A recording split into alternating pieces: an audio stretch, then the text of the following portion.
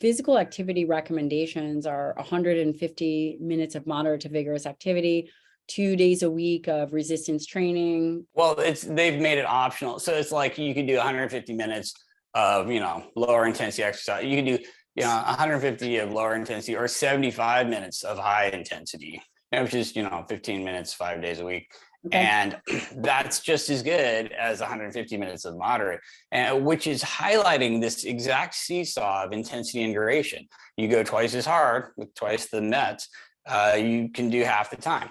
And that's absolutely true and accurate if you're just looking at calories, right? Yeah. But if you're really trying to improve your VO2 max and get these positive adaptations, you might be better off making sure you're doing some of that high end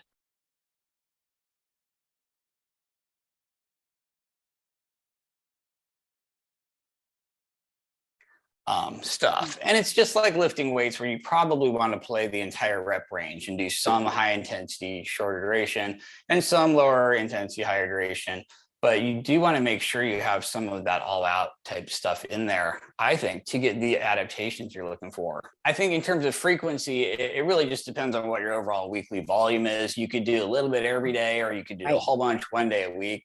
And they're both kind of equivalent. So the good news about that is it gives you a lot of freedom to just do whatever fits your schedule.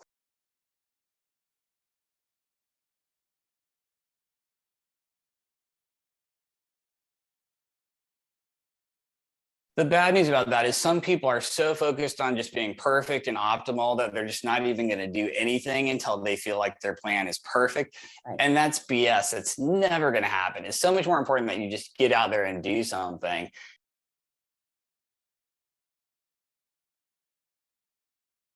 So for me, the protein is absolutely critical. It's primary. You have to nail that. The carbs, you do want to dial that with your need for carbohydrate. And then fat is kind of what's left over. Fat is very, very passive. It's not really doing anything great for anyone.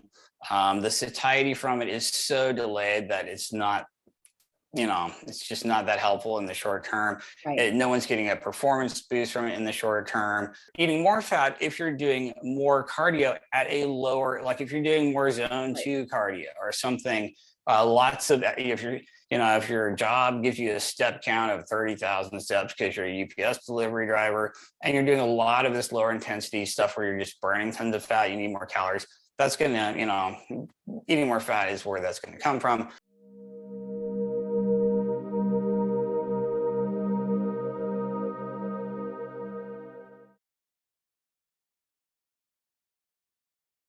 Calories are basically a kind of a joke, kind of worthless. It's just not that helpful, because even if you did calculate how many calories you're burning or how many you need or where you should be, it's going to change every single day. People eat way more calories one day and then they just automatically way less calories the next day. And your body sort of auto-regulates this. And as long as your exercise level is high enough, you'll do a really good job of pulling calories, basically matching your intake to your expenditure.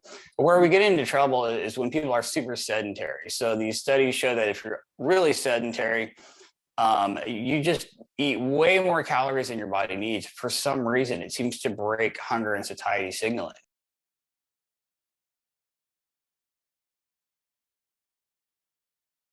DoctorsToTrust.com, the world's #1 site for short, annotated nutrition videos.